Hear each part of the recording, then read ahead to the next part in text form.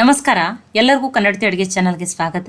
ಇವತ್ತು ಮಾಡ್ತಾ ಇರೋ ರೆಸಿಪಿಯನ್ನು ನೀವು ಬೆಳಗಿನ ತಿಂಡಿಗಾದರೂ ಮಾಡ್ಕೋಬೋದು, ಮಧ್ಯಾಹ್ನ ಊಟಕ್ಕಾದರೂ ಮಾಡ್ಕೋಬೋದು, ರಾತ್ರಿ ಊಟಕ್ಕಾದ್ರೂ ಮಾಡ್ಕೋಬೋದು ರೀ. ತುಂಬ ಸಿಂಪಲ್ ಅದ್ರಿ, ಅದರ ಟೇಸ್ಟ್ ಅಂತೂ ಅದ್ಭುತ. ಮನೆಯಲ್ಲಿರುವ ಬೇಸಿಕ್ ಸಾಮಗ್ರಿಗಳನ್ನ ಬಳಸಿ ಮಾಡ್ತಾ ಇದ್ದೀನಿ. ಹಂಗಿತ್ತಂದ್ರೆ ಇದನ್ನ ಹೆಂಗೆ ಮಾಡೋದು ಅಂತ ಹೇಳಿ ನೋಡ್ಕೊಂಬರೋಣ ಬರ್ರಿ. ಇಲ್ಲಿ ನಾನು ನಿಮಗೆ ಕ್ಷಮೆ ಕೇಳ್ತೀನಿ, ಇಲ್ಲಿ ವಿಡಿಯೋ ರೆಕಾರ್ಡ್ ಮಾಡೋ ಮುಂದೆ ಅದು ಮೊಬೈಲದ ರೇಷೋ ಚೇಂಜ್ ಆಗಿದೆ, ನಾನು ನೋಡಿಲ್ಲ, ಅಬ್ಸರ್ವ್ ಮಾಡಿಲ್ಲ. ಅದಕ್ಕೆ ಇದೇನಾಗಿದೆ 16/9 ಇದ್ದಿದ್ದು 9/16 ಆಗೈತಿ. ಈ ಒಂದು ಪಾತ್ರೆಗೆ ನಾನಿಲ್ಲಿ ಈ ಬಟ್ಲೆ 3 ಬಟ್ಲಾಗಷ್ಟು ಚಿರೋಟಿ ರವೆಯನ್ನು ತೊಗೊಂಡಿದ್ರಿ. ನಿಮ್ಮ ಕಡೆ ಚಿರೋಟಿ ರವೆ ಇಲ್ಲಾಂದ್ರೆ ಉಪ್ಪಿಟ್ಟು ರವೆ, ಬಾಂಬೆ ರವೆಯನ್ನು ಏನು ಮಾಡಿರಿ ನೀವು ಮಿಕ್ಸಿಗೆ ಹಾಕಿಬಿಟ್ಟು ತೊಗೊರಿ. ಮೆಜರ್ಮೆಂಟಕ್ಕೆ ಒಂದೇ ರೀತಿ ಕಪ್ಪೋದು ತೊಗೊರಿ. 1 ಸ್ಪೂನ್ ಆಗಷ್ಟೇ ಕಡಲೆಬೇಳೆ ಹಿಟ್ಟನ್ನು ಹಾಕ್ತಾ ಇದ್ದೀನಿ. ಕಡಲೆಬೇಳೆ ಹಿಟ್ಟನ್ನು ಪ್ರೋಟೀನ್ ರಿಚ್ ಇರ್ತದೆ ಅಂತೇಳಿ 1 ಸ್ಪೂನ್ ಆಗಷ್ಟು ಹಾಕಿದ್ದೀನಿ. ಟೇಸ್ಟನ್ನು ಚೆನ್ನಾಗಿ ಬರ್ತದೆ. ಯಾವ ಬಟ್ಲೆ ರವೆ ಹಾಕಿನಲ್ರಿ ಅದರಲ್ಲೇನೆ 1 ಬಟ್ಲಾಗಷ್ಟೇ ಮೊಸರನ್ನು ಹಾಕ್ತಾ ಇದ್ದೀನಿ. ಸಪ್ಪಗಿರೋ ಮೊಸರನ್ನೇ ಹಾಕ್ರಿ. ನೋಡಿ, 1 ಬಟ್ಲು ಮೊಸರನ್ನು ಹಾಕಿದ್ದೀನಿ, 1 ಬಟ್ಲಾಗಷ್ಟೇ ನೀರನ್ನು ಹಾಕ್ತಾ ಇದ್ದೀನಿ.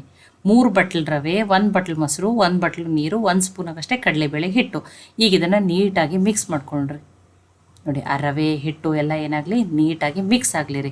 ನೋಡಿ, ಈಗಂತೂ ಎಲ್ಲರಿಗೂ ಮಕ್ಕಳು ಹಿಡ್ಕೊಂಡು ದೊಡ್ಡವ್ರಿಗೆ ಎಲ್ಲರಿಗೂ B12 ಡೆಫಿಷಿಯನ್ಸಿ ತುಂಬಾ ಜಾಸ್ತಿ ಅದ ರೀ. ಅದಕ್ಕೆ B12 ಡೆಫಿಷಿಯನ್ಸಿಗೆ ಸ್ವಲ್ಪ ಫರ್ಮೆಂಟೆಡ್ ಫುಡ್ ತಿನ್ನಬೇಕು ಅಥವಾ ಮೊಸರು ತಿನ್ಬೇಕಂತ ಹೇಳ್ತಾರೆ. ಆ ರೀತಿ ಡೆಫಿಷಿಯನ್ಸಿ ಇರೋರು ಈ ರೀತಿ ಮೊಸರು, ಕಡಲೆಬೇಳೆ ಹಿಟ್ಟು, ರವೆಯನ್ನು ರಾತ್ರಿನೇ ಕಲಿಸ್ಬಿಟ್ಟು ಇದರಿಂದ ದೋಸೆ ಥರ, ರೊಟ್ಟಿ ಥರನೂ ನೀವು ಮಾಡ್ಕೋಬೋದು. ಇಲ್ಲ ನೀವೇನು ಡಾಕ್ಟರ್ ಏನು ಅನ್ನಕ್ಕೆ ಹೋಗಬೇಡ್ರಿ. ಇಲ್ಲ ಇದ್ರದ್ದು ಖರೇನೂ ಈ ರೀತಿ ಬೆನಿಫಿಟ್ಸ್ ಅದಾವು. ನೀವು ಇದನ್ನು ಬೇಕಂದ್ರೆ ಹೋಗಿ ಗೂಗಲ್ನನ್ನು ಚೆಕ್ ಮಾಡ್ಕೋಬೋದು. ನೋಡ್ರಿ, ಎಲ್ಲನೂ ಈಗ ಏನಾಗೈತಿ ನೀಟಾಗಿ ಮಿಕ್ಸ್ ಆಗಿದೆ. ಈಗ ಹಾಕಿರುವ ರವೆನೆಲ್ಲ ಮುಚ್ಚಿ ಒಂದು 10 ನಿಮಿಷ ತೆಗೆದಿಡ್ತೀನಿ. 10 ನಿಮಿಷ ಆದಮೇಲೆ ಉಳಿದಿರುವ ಸಾಮಗ್ರಿಗಳನ್ನ ಹಾಕ್ತೀನಿ. ನೋಡಿ 10 ನಿಮಿಷ ಆಗ್ಯದ್ರಿ. ಇದೇ ರೀತಿನೇ ಗಟ್ಟಿ ಬರಬೇಕು, ಜಾಸ್ತಿ ನೀರನ್ನು ಹಾಕಬೇಡ್ರಿ. ನೀರು, ಮೊಸರು ಎಲ್ಲನೂ ಮೇಜರ್ಮೆಂಟ್ ಮಾಡಿನೇ ಹಾಕ್ರಿ. ಈಗ ಉಳಿದಿರುವ ಸಾಮಗ್ರಿಗಳನ್ನು ಹಾಕೋನು. ರವೆನೂ ಏನಾಗಿದೆ ಚೆಂದಂಗಿನೇ ಅಂದ. ಇಲ್ಲಿ ಅರ್ಧ ಈರುಳ್ಳಿಯನ್ನು ಉದ್ದುದ್ದಾಗಿ ತೆಳವಾಗಿ ಕಟ್ ಮಾಡಿ ಹಾಕ್ತಾ ಇದ್ದೀನಿ. ನೋಡಿ 1 ಬಟ್ಲಾಗಷ್ಟು ಸಬ್ಬಸಿಗೆ ಸೊಪ್ಪನ್ನು ಸೋಸಿ ತೊಳೆದ್ಬಿಟ್ಟು ಸಣ್ಣದಾಗಿ ಕಟ್ ಮಾಡಿ ಹಾಕಿದ್ದೀನಿ. ಆದಷ್ಟು ಎಳೆ ಸಬ್ಬಸಿಗೆ ಸೊಪ್ಪನ್ನು ಹಾಕ್ರಿ, ಟೇಸ್ಟ್ ಚೆನ್ನಾಗಿ ಬರ್ತದೆ. ಸ್ವಲ್ಪ ಕೊತ್ತಂಬರಿ ಸೊಪ್ಪನ್ನು ಹಾಕ್ತಾ ಇದ್ದೀನಿ. ಒಂದು ಅರ್ಧ ಸೌತೆಕಾಯಿನ ತುರಿದ್ಬಿಟ್ಟು ಹಾಕ್ತಾ ಇದ್ದೀನಿ. ನೀವು ಕ್ಯಾರೆಟನ್ನಾದರೂ ತುರಿದ್ಬಿಟ್ಟು ಹಾಕ್ಬೋದು, ಅಥವಾ ನಿಮ್ಮ ಮನೆಯಲ್ಲಿ ಯಾವ ತರಕಾರಿ ಅದಾವಲ್ಲ ಅವನ್ನಷ್ಟೇ ಹಾಕ್ರಿ. ಯಾವುದೂ ಇಲ್ಲಾಂದ್ರೆ ಈರುಳ್ಳಿ, ಹಸಿಮೆಣ್ಸಿನ್ಕಾಯಿ, ಕೊತ್ತಂಬರಿ ಸೊಪ್ಪು ಇರ್ತದಲ್ಲ ಅದನ್ನ ಅಷ್ಟೇ ಹಾಕಿರೂ ನಡೀತದೆ.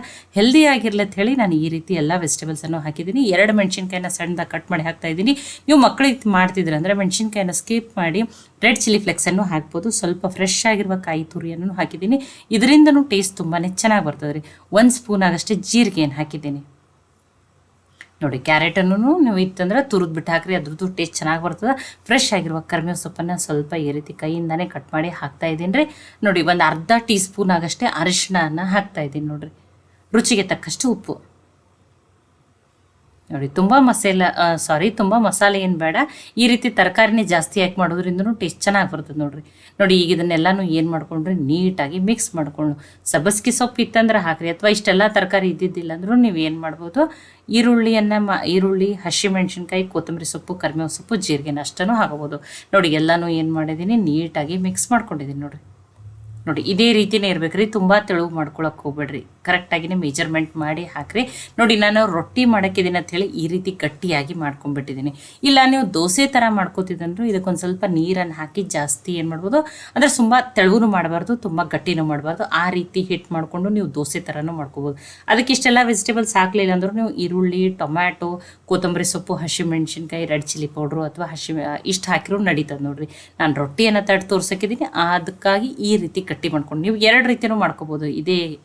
ಇದೇ ರೀತಿ ಒಳಗನೆ ನೋಡಿ, ನಾನು ರೊಟ್ಟಿ ತಟ್ಟಕ್ಕಿದ್ದೀನಿ, ಅದಕ್ಕೆ ಈ ಹೋಳಿಗೆ ಶೀಟನ್ನು ತೊಗೊಂಡಿನಿ. ಇದರಿಂದ ಏನಾಗ್ತದಂದ್ರೆ ನೋಡಿ, ಎಣ್ಣೆನೂ ಕಡಿಮೆ ಹತ್ತದ, ಮತ್ತು ಎಷ್ಟು ಬೇಕಷ್ಟು ತೆಳವಾಗಿನೂ ತಟ್ಟಿಬಿಟ್ಟು ತೊಗೋಬೋದು.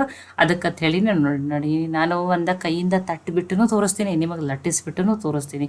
ಎಷ್ಟು ಬೇಕಷ್ಟು ತೆಳವಾಗಿ ಮಾಡ್ಕೋಬೋದು. ಒಬ್ಬೊಬ್ರಿಗೆ ದಪ್ಪ ಆಗಿರೋದು ಯಾವುದೂ ಇಷ್ಟ ಆಗಲ್ಲ, ತೆಳವಾಗಿರೋದನ್ನೇ ತಿಂತಿರ್ತಾರೆ. ನೋಡಿ, ಆ ರೀತಿ ನೋಡಿ, ನಿಮಗೆಷ್ಟು ದೊಡ್ಡ ತಟ್ಟಾಗಿ ಬರಲಿಲ್ಲ ಅಂದರೂ ಸ್ವಲ್ಪ ಹಿಟ್ಟನ್ನು ತೊಗೊಂಡು ಸಣ್ಣ ತಟ್ಬಿಟ್ಟು ಮಾಡ್ಕೋಬೋದು. ನೋಡಿ ಈ ರೀತಿ ನೋಡಿ, ಜಾಸ್ತಿ ಕೈಗೆ ಏನು ಎಣ್ಣೆ ಹಚ್ಕೋಬೇಕು ಅಥವಾ ಏನಿಲ್ಲ. ಒಂದ್ಸಲ ನೀವು ಕೈಗೆ ಎಣ್ಣೆ ಹಚ್ಚಿ ಶೀಟಿಗೆ ಒಂದು ಸ್ವಲ್ಪ ಎಣ್ಣೆ ಹಚ್ಚಿಬಿಟ್ರೆ ಸಾಕ್ರಿ. ನೋಡಿ, ಎಷ್ಟು ಬೇಕಷ್ಟು ತೆಳವಾಗಿನೂ ಏನು ಮಾಡ್ಬೋದು ತಟ್ಟಿಬಿಟ್ಟು. ನೋಡಿ, ನಾನು ನಿಮ್ಗೆ ಲಟ್ಟಿಸ್ಬಿಟ್ಟು ತೋರಿಸ್ತೀನಿ. ಆಲ್ರೆಡಿ ತವೇನೂ ಕೈಲಿಕ್ಕೆ ಇಟ್ಟೀನಿ, ತವೇನು ಚೆನ್ನಾಗಿ ಕಾಯ್ದದ. ನೋಡಿ, ತುಂಬ ತೆಳವಾಗಿನೇ ತಟ್ಟಿಬಿಟ್ಟು ತೊಗೊಂಡಿದ್ದೀನಿ. ಈಗ ಇದನ್ನು ಏನು ಮಾಡೋಣ ರೀ, ಬೇಯಿಸ್ಬಿಟ್ಟು ತೊಗೊಳ್ಳೋಣ. ನೋಡಿ, ಮತ್ತು ತರಕಾರಿ ಕ್ವಾಂಟಿಟಿ ಹೆಚ್ಚು ಕಡಿಮೆ ನೀವು ಮಾಡ್ಕೋಬೋದು. ನೋಡಿರಿ, ನೋಡಿ ಆದಷ್ಟು ಮಕ್ಕಳೆಲ್ಲ ತರಕಾರಿ ತಿನ್ನೋಕ್ಕೆ ಬೇಡ ಅಂತಿರ್ತಾರೆ, ಅದಕ್ಕಾಗಿ ನಾನೇನು ಮಾಡಿದ್ದೀನಿ, ಎಲ್ಲ ತರಕಾರಿ ಸೊಪ್ಪನ್ನು ಸ್ವಲ್ಪ ಜಾಸ್ತಿನೇ ಹಾಕಿದ್ದೀನಿ ನೋಡಿರಿ. ತವೆನೂ ಚೆನ್ನಾಗಿ ಕಾಯ್ದಾದ್ರೆ ಈಗ ಇದನ್ನು ಏನು ಮಾಡೋಣ, ಬೇಯಿಸ್ಬಿಟ್ಟು ತೊಗೊಳೋಣ ನೋಡಿರಿ. ನೋಡಿ ಬೇಯಿಸೋ ಮುಂದನು ನೋಡ್ರಿ, ಕೆಲವೊಬ್ರು ಏನು ಹೇಳ್ತಾರೆ, ರವೆ ರೊಟ್ಟಿ ಗಟ್ಟಿ ಬರ್ತಾವ ಅಥವಾ ಬಿರುಸಾಗ್ತಾವ ಅಂತಿರ್ತಾರೆ. ನೀವು ಇದನ್ನು ಏನು ಮಾಡಬೇಕು ನೋಡಿ, ಅದು ಒಂದು ಸೈಡ್ ಬೇಯ್ದ ಮೇಲೆ ಏನಾಗ್ಬಿಡ್ತದೆ, ಶೀಟ್ ತಂತಾನೆ ಬೇಗನೆ ಬಿಟ್ಟು ಬಿಡ್ತದೆ ನೋಡಿರಿ. ನೋಡಿ ಯಾವುದೇ ರೀತಿ ಅಂಟ್ಕೊಳ್ದಿಲ್ಲ ನೋಡಿ. ಒಂದು ಸೈಡ್ ಅದು ಚೆನ್ನಾಗಿ ಬೇಯಲಿರಿ, ನೀವು ಎಣ್ಣೆನೋ ತುಪ್ಪನೋ ಹಚ್ಚಿ ಬೇಯಿಸ್ಕೊರಿ. ಬೇಯಿಸೋ ಮುಂದನು ನೋಡಿ ಜಾಸ್ತಿ ತಿರುವಿ ಹಾಕಿ ಬೇಯಿಸ್ಬೇಡ್ರಿ. ಯಾವುದೇ ಇರಲಿ, ರೊಟ್ಟಿ ಚಪಾತಿ ಅಥವಾ ಈ ರೀತಿ ಪರಾಟ, ನೀವು ಜಾಸ್ತಿ ತಿರುವಿ ಬೇಯಿಸ್ಬಿಟ್ರೆ ಎಷ್ಟು ಆ ರೀತಿ ಮಾಡ್ತಿರಲಿ, ಆವಾಗ ಅದು ಏನಾಗ್ಬಿಡ್ತದೆ, ಬಿರುಸಾಗ್ಬಿಡ್ತದೆ. ಒಂದು ಸೈಡ್ ಚೆನ್ನಾಗಿ ತುಂಬ ತೆಳುವದ, ಬೇಗನೆ ಬೇಯ್ತದ್ರಿ ಇದು. ನೋಡಿ ಈ ರೀತಿ ಇಷ್ಟೇ ಬೇಯಿಸ್ಕೊಂಡ್ರೆ ಸಾಕು ನೋಡಿರಿ. ಜಾಸ್ತಿ ಸಲ ತಿರುವಿ ಬೇಯಿಸ್ರೂ ಅವಾಗ ಏನಾಗ್ತದೆ, ಬಿರುಸೋ ಅವಾಗ ಏನತ್ತರ, ಇಲ್ಲ ನಿಮ್ಮ ಥರ ಬಂದಿಲ್ಲ, ಗಟ್ಟಿ ಬಂದಾವ, ಬಿರುಸಾಗಿ ಓದಿರ್ತಾರೆ. ಈ ರೀತಿಯೇ ನಾನು ಏನು ಹೇಳ್ತೀನಿ ಕರೆಕ್ಟಾಗಿ ನೀವು ಫಾಲೋ ಮಾಡ್ಕೊರಿ. ನನ್ನ ರೀತಿಯೇ ನೀವು ತುಂಬ ತೆಳುವಾಗಿರುವಂಥ ಸಾಫ್ಟ್ ರವೆ ರೊಟ್ಟಿಯನ್ನು ಮಾಡ್ಕೋಬೋದು. ಒಂದನ್ನು ನಾನು ನಿಮಗೆ ಏನು ಮಾಡ್ತೀನಿ, ಇಲ್ಲ ನಮ್ಮ ಕೈಯಿಂದ ಈ ರೀತಿ ತಟ್ಟಕ್ಕೆ ಬರಲ್ಲ ಅನ್ನೋರು ನೀವು ಲಟ್ಟಿಸ್ಬಿಟ್ಟು ತೊಗೋಬೋದು. ನೋಡಿ ನಾನು ನಿಮಗೆ ಲಟ್ಟಿಸ್ಬಿಟ್ಟು ತೋರಿಸ್ತೀನಿ ನೋಡಿರಿ. ಒಂದು ಸ್ವಲ್ಪ ನೋಡಿ ಶೇಟಿನೂ ಎಣ್ಣೆ ಹಚ್ಕೊಂಡಿದ್ದೀನಿ, ಒಂದು ಸ್ವಲ್ಪ ನೋಡಿ ಆ ಲಟ್ಸು ಬೆಳ್ಳುಣಿಗೆನೂ ಎಣ್ಣೆ ಹಚ್ಬಿಟ್ಟಿದ್ದೀನಿ. ಆ ತಟ್ಟಿದಕ್ಕಿಂತನೂ ಲಟ್ಟಿಸಿ ಇನ್ನೂ ತೆಳುವಾಗಿನೂ ಲಟ್ಟಿಸ್ಬಿಟ್ಟು ತೊಗೋಬೋದು ನೋಡಿರಿ.